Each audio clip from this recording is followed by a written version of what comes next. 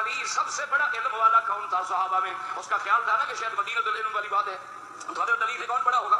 تو مجھے من عالم فرمایا کہ سب سے زیادہ علم والا ابو بکر، سب سے زیادہ علم والا ابو بکر ہے. پوچھا من عالم، کہا سب سے زیادہ علم والا حضرت ابو بکر ہیں.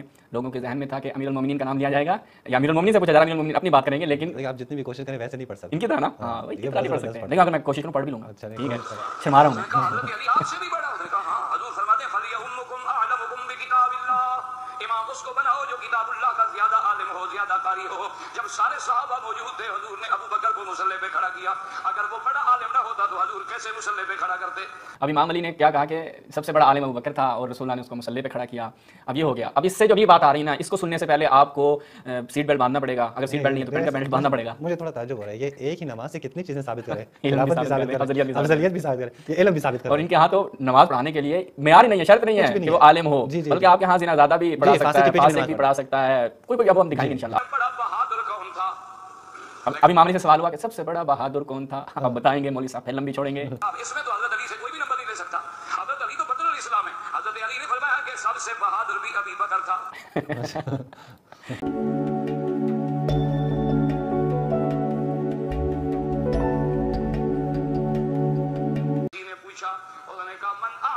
اصحاب رسول اللہ، حضرت علی سب سے بڑا علم والا کون تھا صحابہ میں؟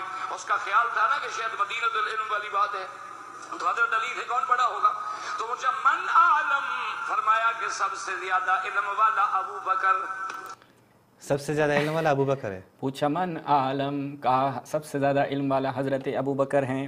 لوگوں کے ذہن میں تھا کہ امیر المومنین کا نام لیا جائے گا، یا امیر المومنین سے پوچھا جا رہا امیر المومنین اپنی بات کریں گے، لیکن آپ جتنی بھی کوشش کریں ویسے نہیں پڑھ سکتے ان کی طرح نا. ہاں وہی یہ کتنا نہیں پڑھ زبردست سکتے ہیں، پڑھ لیکن اگر میں کوشش کروں پڑھ بھی لوں گا. اچھا ٹھیک ہے، شرما رہا ہوں میں. کہا حضرت علی آپ سے بھی بڑا. اس نے کہا ہاں، حضور فرماتے ہیں فَلْيَؤُمُّكُمْ أَعْلَمُكُمْ بِكِتَابِ اللَّهِ، امام اس کو بناؤ جو کتاب اللہ کا زیادہ عالم ہو، زیادہ قاری ہو. جب سارے صحابہ موجود تھے حضور نے ابو بکر کو مصلی پہ کھڑا کیا. اگر وہ بڑا عالم نہ ہوتا تو حضور کیسے مصلی پہ کھڑا کرتے؟ اب اس نے کہا اچھا حضرت مجھے یہ بھی تو بتائیں کہ چلو بڑا عالم تو ابو بکر تھا.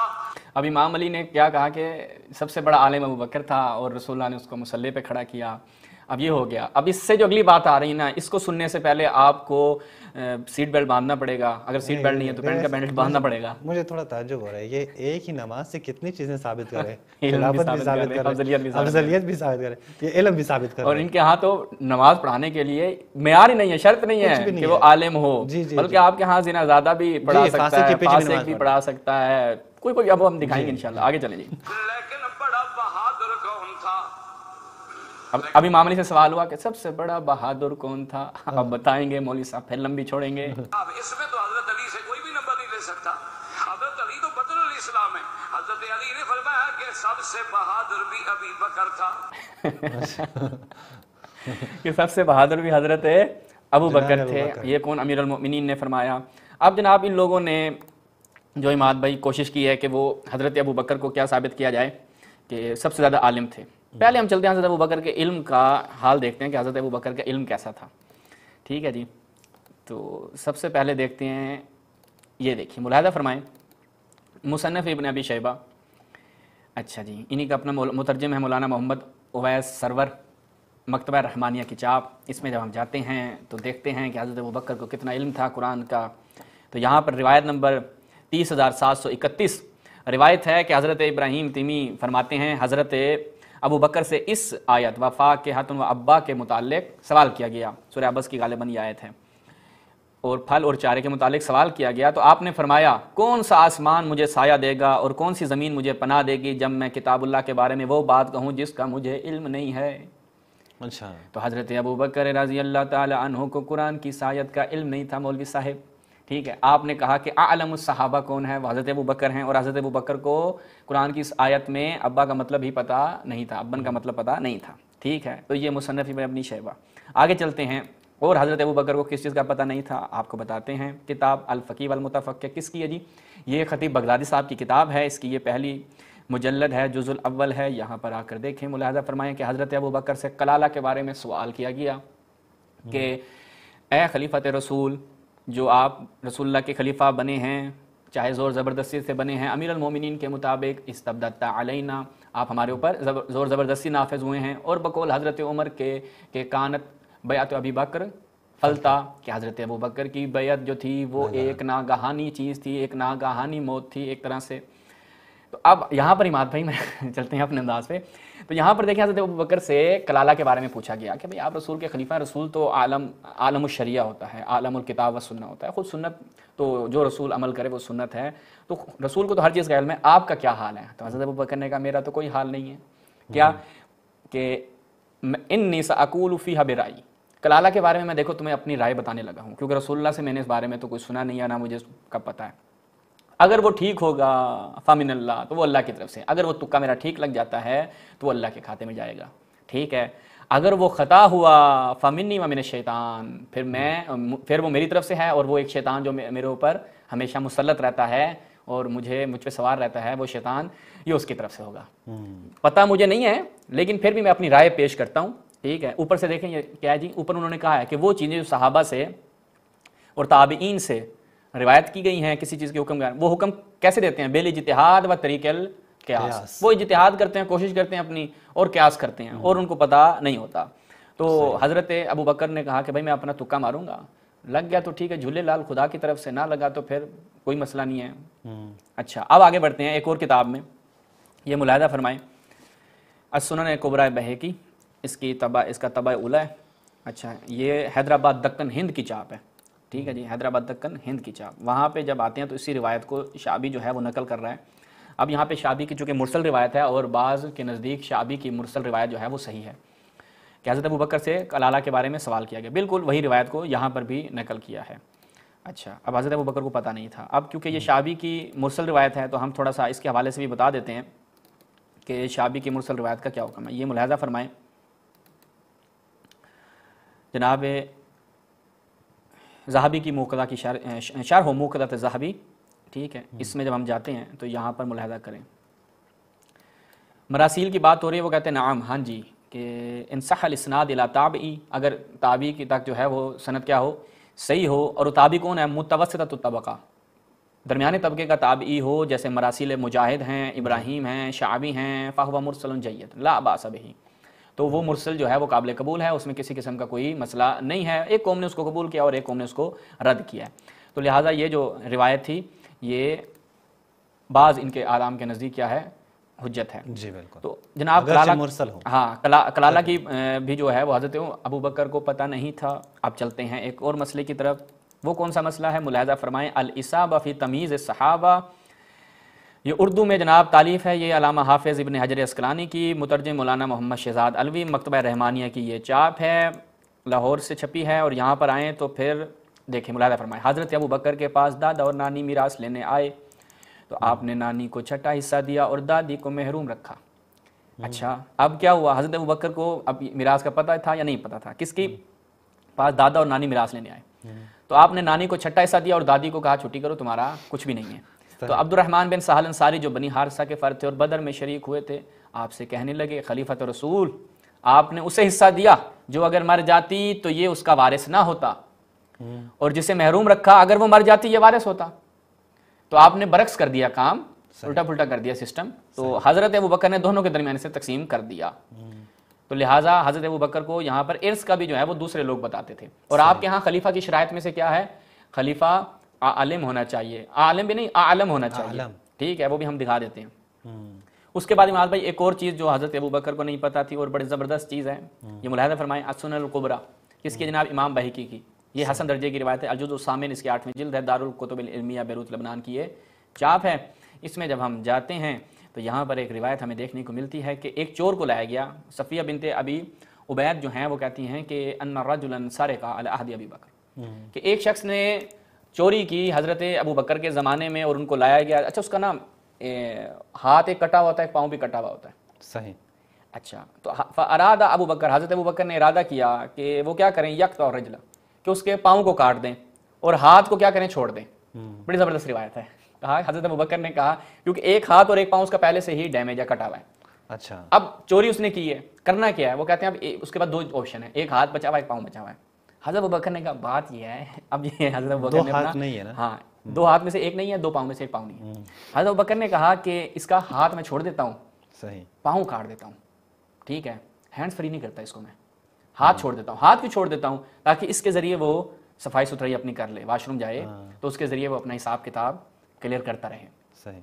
अच्छा, और फिर हज़रत उमर ने कहा वो क्या कर रहे हैं, ये ऐसा ना करें, बल्कि आप क्या करें, उसका दूसरा हाथ काट दें, पाँव रहने दें, एक दूसरा हाथ काट दें. तो फिर हज़रत अबू बकर ने उमर दिया और उसका हाथ काट दिया गया. सही. ठीक है. अब हज़रत उमर ने कहा कि ऐसा नहीं करें. हज़रत अबू बकर ने अच्छा सोचा, एक हज़रत अबू बकर ने कहा कि 2 हाथ हैं, अब चोरी तो उसने की हाथ से, लेकिन ये इस हाथ से भी आखिर सफाइयाँ तो करता है ना, वॉशरूम जाता है, तो कैसे चलेगा वॉशरूम? ठीक है, पाँव उसके काट दोगे? वो लेके जाएंगे. अब वो उन्होंने कहा देखो एक ऑप्शन हमारे पास है, उसको इस्तेमाल कर सकते हैं. इस रिवायत को इरवाल गलील में नासिरुद्दीन अलबानी साहब भी जो है वो बयान कर रहे हैं, 8वें जिल्द है, मकतबा इस्लामिया की छाप है. इसमें उन्होंने इस रिवायत को नकल किया है, ये वही रिवायत है कि अन्ना रजुलन साले का हदी अबी बकर कुल, तो वो क्या कहते हैं, हादा इस्नादुन हसन, इस रिवायत की सनद क्या है, हसन है. तो ये रिवायत भी क्या थी इमाद भाई, ठीक थी. अब अपने इनके जो उलमा हैं उन्होंने भी इस चीज़ का इमाद भाई इतराफ़ किया है, ठीक है, कि हज़रत अबू बकर को ऐसा नहीं है कि वो आलमुन्नास थे, आलमुस सहाबा थे, नहीं, उनको बहुत सी चीज़ों का पता नहीं था. हमने नमूने दिखा दिया. अब इन अपने फिर कहेंगे ज़न्नी रिवायतें हैं, ठीक है, अब अपनी इनकी उलमा का इतराफ़ दिखाते हैं. ये इब्न क़य्यिम जोज़ी इलामुल मुक़्क़ीन में, अच्छा, इसमें जब वो जाते हैं इसकी मुजल्लदुर राबे, यहाँ पे देखें कि हज़रत अबू बकर पर कुछ ऐसे मसाइल थे जो मख्फी रह गए थे, ठीक है, कि फ़हाद सिद्दीक़ रज़ियल्लाहु ताला अअलमुल उम्मा, ठीक है, और इसके बावजूद भी उन पर जद्दा की मिरास जो है वो मख्फी रह गई. काफ़ी अलैहि मिरासुल जद्दा, ये उसी किताब से आप दिखा रहे हैं? हाँ, जिसे अभी मैंने पहले भी दिखाया है, इलामुल मुक़्क़ीन से. हाँ. तो हज़रत अबू बकर पर जद्दा की मिरास जो है वो पता नहीं थी. फिर इनको किन्होंने आके बताया, मोहम्मद बिन मसलमा और मुगीरा बिन शोबा ने आके इनको समझाया कि देखें भाई ये सीन. फिर वो कहते हैं इनके ऊपर वक़ाफ़ी अलैहि अन्ना शहीद ला दिया तलहू, इनके ऊपर ये भी मख्फी रहा कि शहीद जो है वो उसकी दियत नहीं होती, ठीक है, ये भी मसला इनको नहीं पता था. अच्छा, बड़ी ज़बरदस्त बात है यहाँ पर, ये जो उन्होंने इलामुल मुक़्क़ीन में बयान करते हैं ना, मुझे ताज्जुब है, ये हवाले यासीन क़ादरी भी बता देता, यही बताया था मसाइल खुफियत अलैहि. हाँ, काफ़ी होता और काफ़ी था. अच्छा, अब देखें वो कहते हैं कि बहुत किबार सहाबा में से, यहाँ पे खुद बयान करें कि किबार सहाबा में से ऐसे मौजूद थे कि जिन पर कुछ मसाइल क्या रहे, मख्फी रहे. उनमें हम पहले लेके आते हैं हज़रत अबू बकर, फिर लाते हैं हज़रत उमर, फिर लाते हैं हज़रत उस्मान, फिर लाते हैं व असहाबुन आखर, दीगर असहाब इमाम इस्लाम न ला सके, नहीं, कितों लबणगे. अच्छा है, वो हम अभी दिखाते हैं. फिर इब्न हज़म अंदलुसी जो हैं उन्होंने भी कहा कि देखो हम भी इसमें अपना हिस्सा शामिल करते हैं. अल अहकाम फ़ी उसूल अल अहकाम, अंदलुसी साहब, यहाँ पर वो क्या बयान करते हैं, यहाँ पर भी वो उसको बयान करने के बाद कहते हैं कि बहुत से सहाबा थे कि जिनको मसाइल का पता नहीं था, वो हाज़ा अबू बकर, ये अबू बकर था कि लम यारिफ़ फ़र्ज़ मिरासुल जद्दा, कि इसको पता नहीं था कि मिरास जद्दा का इल्म नहीं था. हाँ, इसकी फ़र्ज़ होती है, उसके मुतालिक उसको पता नहीं था. आरिफ़ाहु इसको किसने बताया, मोहम्मद इब्न मसलमा और मुगीरा इब्न शोबा, इन दोनों ने आके हज़रत अबू बकर को बताया, समझाया कि भाई सीन ये चल रहा है, तो इसलिए आप लोग समझ जाएं. अच्छा, अब ये इन्होंने कहा कि जी अमीरुल मोमिनीन आलमुस सहाबा नहीं थे, हज़रत अबू बकर आलमुस सहाबा थे. पहले तो हमने एक सल्बी पहलू बता दिया कि इनके अंदर ये चीज़ें मौजूद थी कि हज़रत अबू बकर थे, और यकीन करें हज़रत अबू बकर को जिन चीज़ों का इल्म नहीं था, इनके हवाले से जो रिवायात हैं, इनके अपने उलमा के एतराफ़ हैं, वो भी मैं मुकम्मल तौर पे इनके सामने पेश नहीं रखे, सिर्फ कुछ नमूने रखें ताकि पता चल जाए. अगर हम तफसील से रखेंगे तो फिर ये लोग खुद को हज़रत अबू बकर से भी ज़्यादा आलम समझने लग जाएंगे, वो हमें तो उनसे ज़्यादा पता है, ठीक है. तो इसलिए हम वो सारा इनको सामने पेश नहीं कर रहे. अब देखें एक ज़बरदस्त चीज़ जो हम पहले भी पेश कर चुके हैं, यहाँ पे मुलाहिज़ा फरमाएँ, रिवायत है फ़ज़ाइलुस सहाबा में, इमाम हसन अलैहिस्सलाम ने खुतबा दिया, ये फ़ज़ाइलुस सहाबा अहमद इब्न हंबल की, उसमें रिवायत है और इसकी इस्नादु सही, सनद भी क्या है, सही है. जब इमाम अली अलैहिस्सलाम शहीद हो जाते हैं तो इमाम हसन अलैहिस्सलाम खुतबा देते हैं कि लक़द फ़ारक़कुम रजुलुन अम्स, कि तुम में से एक ऐसा शख्स इस दुनिया से चला गया है, तुम उस शख्स से जुदा हो चुके हो, ठीक है. मा सबक़हुल अव्वलून बिइल्मिन, कि जो पहले उस शख्स से आए, अली से जो पहले आए थे, वो अली के बराबर ना थे इल्म नहीं रखते. अली का जो इल्म था वो किसी के पास नहीं था, ठीक है. अच्छा, वला अदरकहुल आखरून, और जो बाद वाले हैं वो भी उसको दर्क नहीं कर पाएंगे, ठीक है. पहले वाले भी अली के इल्म के बराबर नहीं थे, बाद वाले भी अली के इल्म के बराबर नहीं थे. ये कौन बयान कर रहा है, इमाम हसन मुज्तबा सल्लल्लाहु अलैहि, और ये रिवायत की सनद भी क्या है, सही है. वो कहते हैं ये सनदन और मतनन ये रिवायत दुरुस्त है. अच्छा, अब देखिएगा इमाम भाई, अल मतालिबुल आलिया किसकी, इब्न हजर अस्कलानी की, इसमें साद बिन नासिर बिन अब्दुल अजीज शसरी जो है वो इसका तहकीक करने वाला है. इसकी मुजल्लद सामिन अशर, इसकी 18वीं जिल्द, दारुल आसिमा और दारुल गैब से ये चाप है. इसी रिवायत के ऊपर जब आता है तो नीचे क्या कहता है, کہ وجملۃ القول ان حدیث الباب بہذا الطرق، وہ کہتے ہیں یہ درجہ حسن تک پہنچ جاتی ہے. اور آگے کہتا ہے کہ لقد فارقکم، یہی روایت، وہ کہتے ہیں ظاہرہ، اس روایت کا ظاہر کیا ہے؟ تفضیل علی علیہ الصلوۃ والسلام، یعنی یہ روایت جو ہے وہ امیر المومنین کی افضلیت کو ثابت کرتی ہے. علی کل احد، آگے صفر نشون بیدین حتی الشیخین، کہ یہ جو روایت ہے جو متعدد طرق سے بھی وارد ہوئی ہے، امام حسن مجتبی صلوات اللہ علیہ نے جو خطبہ دیا وہ کہتے ہیں کہ یہ ظاہرہ تفضیل علی رضی اللہ علی کل احد حتی الشیخین، کہ حتی شیخین کے اوپر بھی یہ روایت امیر المؤمنین کی افضلیت کو ثابت کرتی ہے. اور ہمارے مفتی صاحب کیا کہہ رہے تھے، اور یہ ان کے زمانے کی ویڈیو ہے جب یہ کالی داڑھی رکھ کے جھوٹ بولتے تھے، آج کل تو یہ سفید داڑھی رکھ کے جھوٹ بولتے ہیں. ٹھیک ہے، اور لمبی بھی چھوڑ رہے ہیں اور کاندھا استعمال کر رہے ہیں امیر المؤمنین کا. اور آگے انہوں نے کیا بیان کیا کہ حضرت امیر المؤمنین سے پوچھا گیا کس کا سب سے زیادہ شجاع کون ہے. نہیں، یہ جو اسکین آپ نے اینڈ پہ دکھائے نا، یہ دوبارہ دکھائیں، یہ جو آخری پہ جو اسکین تھا، یہ میں نے تھوڑا کچھ پڑھ لیا اس میں، کافی اچھا ہے اس میں. ہاں وہ اچھا، وہ والی بات ابن کثیر نے جو بات کی ہے، یہ آپ دیکھیں یہاں پہ جو لکھا ہے نا، مجھے نظر آ وَلِذَا فَإِنَّ، کہتے ہیں کہ چونکہ اس میں تفضیل ہے، حتی شیخین سے بھی مولا علی کو افضل قرار دیا جاتا ہے. پھر کہتے ہیں کہ وَلِذَا فَإِنَّ الْحَافِظ ابن کثیر حینما قال عن هذا الحدیث، جب حافظ ابن کثیر اس حدیث پہ پہنچے تو کیا کہا؟ هذا حدیث غریب جدا، یہ غریب حدیث ہے. وفیہ نکارہ، اسی لیے حافظ نے کہا ہے کہ اس میں نکارت پائی جاتی، چونکہ اس میں کیا ہے؟ افضلیت ہے. حتی شیخین پہ بھی امیر المومنین، کیونکہ امام حسن مجتبی صلوات اللہ علیہ کیا فرما رہے ہیں کہ بھائی ان سے پہلے بھی کوئی ان کے علم کے برابر نہیں تھا، بعد میں بھی ان کے علم کے برابر نہیں تھا. تب یہ چیز نہایت واضح ہے، تو اس سے تو واضح بس ابھی تک اس سے ہم سمجھتے ہیں، ابھی تک یہ لوگ جو کہتے ہیں نا منکر ہے، ہاں تو وہ اس طرح سے منکر ہے. یہ اصل میں یہ منکر فضائل امیر المؤمنین ہیں، اس لیے روایات کو منکر قرار دیتے ہیں چونکہ خود منکر ہے. صحیح ہے، اس سے بڑھ کر کوئی اور دلیل نہیں ہو سکتی. اچھا مان لیتے ہیں یہ لوگ. اس کے بعد آپ دیکھیں تاریخ امیر جو گزری ہے اس میں آپ ہمیں نہیں دکھا سکتے کہ امیر المؤمنین کے علاوہ کسی نے بھی یہ دعویٰ کیا ہو کہ سلونی کہ یعنی صحابہ میں سے آپ دکھا دیں کہ کسی نے بھی کہا ہو کہ جناب آپ کیا کریں، امیر المومنین کے علاوہ کسی نے یہ دعویٰ کیا ہو کہ آؤ مجھ سے پوچھو. یہ ملاحظہ فرمائیں، تلخیص المتشابہ اس کی ہے خطیب بغدادی صاحب کی، اس میں وہ روایت لے کے آتے ہیں. روایت کی سند کیا ہے؟ 1 نمبر پہ دیکھیں، والأثر الصحیح ثابت من هذه الوجوہ، یہ روایت یہ ہے ثابت ہے. وہ کہتے ہیں شاہد تو علی، راوی کیا کہتا ہے یہاں پہ اگر ہم اس روایت ان ابو طفیل، جناب ابو طفیل عامر بن واصلہ سے یہ غالباً روایت ہے. ٹھیک ہے، کیا کہتے ہیں؟ شاہد تو علی، میں نے امیر المؤمنین کو دیکھا وہو یخطب، اور وہ کیا ہے خطبہ دے رہے تھے. وہو یقول، اور امیر المؤمنین کیا بیان فرما رہے تھے؟ سلونی فواللہ، مجھ سے پوچھ لو اے لوگوں، مجھ سے پوچھ لو. ٹھیک ہے، تم کوئی ایسی چیز جو مجھ سے پوچھو اور میں نہ بتا سکوں ہو ہی نہیں سکتا. میں تمہیں بتاؤں گا کہ یوم القیامت تک کیا چیز ہوگی. ٹھیک ہے، کہتے لا تسلونی عن شیء یکون الی یوم القیامہ الا حدثتکم بہ، کہ تم مجھ سے سوال کرو کسی ایسی چیز کا قیامت تک ہو وہ چیز، ٹھیک، اور میں وہ تمہیں بتاؤں گا. کوئی نہیں بتا سکتا، فقط میں بتاؤں گا قیامت تک ہونے والی چیزوں کے متعلق میں تمہیں بتاؤں گا. علی کے پاس وہ علم ہے، مولا علی کے. ٹھیک ہے، وسلونی عن کتاب اللہ، اللہ کی کتاب کے بارے میں مجھ سے پوچھ. لا تسلونی عن شیء یکون الی یوم القیامہ، یوم القیامہ تک کی بات ہو رہی ہے کہ مجھ سے کسی ایسی چیز کے بارے میں سوال کرو جو قیامت تک ہونے والی ہے، تو مجھ سے سوال نہیں کرو گے مگر یہ کہ میں تمہیں بتاؤں گا اس چیز کے بارے میں. مجھے قیامت تک کے تمام سلونی عن کتاب اللہ، قرآن کی کتاب سے مجھ سے سوال کرو میں تمہیں بتاؤں گا. حضرت ابوبکر کے پاس جاؤ گے تو ان کو فاقیہ کا نہیں پتا، ابن کا نہیں پتا، فاقیہ کا خیر پتا ہے، ابن کا نہیں پتا تھا کہ ابن کیا مراد ہے. فاقیہ تو معلوم ہے کہ پھل کے بارے میں بات ہو رہی ہے، ابن کا نہیں پتا تھا، کلالہ کے بارے میں نہیں پتا تھا.